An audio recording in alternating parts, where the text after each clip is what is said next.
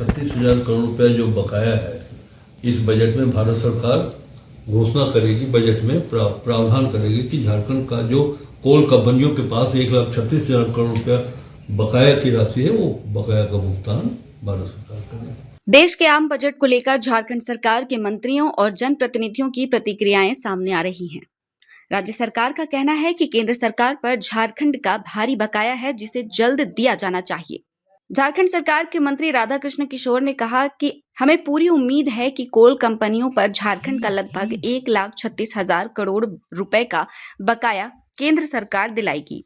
मनरेगा योजना में खर्च का नया बंटवारा किया गया है, जिसमें 60% केंद्र और 40% राज्य सरकार वहन करेगी।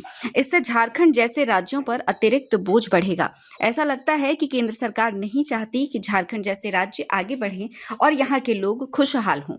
मुझे यह भी उम्मीद है कि झारखंड ऐसे पिछड़े राज्यों के लिए जो मनरेगा यानी कि जी राम जी योजना, अभी तक मनरेगा ही चलेगा 6 महीने तक, तो मनरेगा ही मैं यूज़ करता हूँ। वैसे भी कांग्रेसी हूँ तो महात्मा गांधी जी के ही नाम का उपयोग मैं करूँगा। तो मनरेगा योजना में जो खर्च का बंटवारा किया गया है केंद्र और राज्यों के बीच में, 60% भारत सरकार देगी, 40% राज्य को खर्च करना पड़ेगा। तो पहले ये नहीं था, जब कांग्रेस के ज़माने में मनरेगा शुरू हुआ तो 90 और 10% का था। अब ये हम खुद इसका हमने अध्ययन किया कि हमारे यहाँ जो रजिस्टर्ड मनरेगा के मजदूर हैं और 282 रुपया प्रतिदिन देते हैं, 125 दिन तक भारत सरकार ने कहा है कि 125 दिनों तक हम उनको रोजगार देंगे। तो 125 into 282 into total number of MNREGA registered मजदूर, एक्टिव मजदूर, तो ये लगभग 5,500 करोड़ रुपए के आसपास एडिशनल खर्च आता है जो हमको वहन करना पड़े। एक तो भारत सरकार समय पे पैसा नहीं देती है, ग्रांट इन एड में लगातार जो है सो वो डिक्रीज किया जा रहा है पैसा, और दूसरी तरफ आप ऐसे व्यवस्था देखिए, भारत सरकार चाहती है कि झारखंड ऐसे राज्य जो उसको और कमज़ोर करें और त्राहिमाम पैदा कर दें इस राज्य में।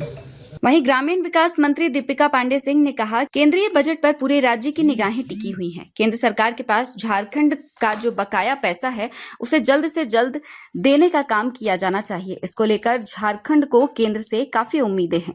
हम चाहते हैं कि आम आदमी का बजट हो। पिछली बार जब बजट आया था तो हमने कई मुद्दे उठाए थे। हम फाइनेंस मिनिस्टर को मैंने कहा था कि हमारे जैसे राज्यों के लिए आपने अलग से कुछ ऐसा बजट नहीं दिया है।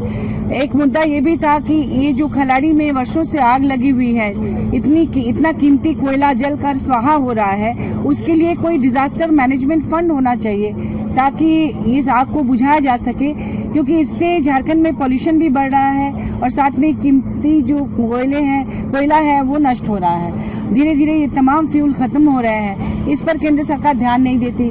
लेह लद्दाख में हमारे कितने मजदूर भाई लोग जाते हैं, वो एक्सीडेंट का शिकार होते हैं, उनके लिए एक्सीडेंटल बेनिफिट होना चाहिए।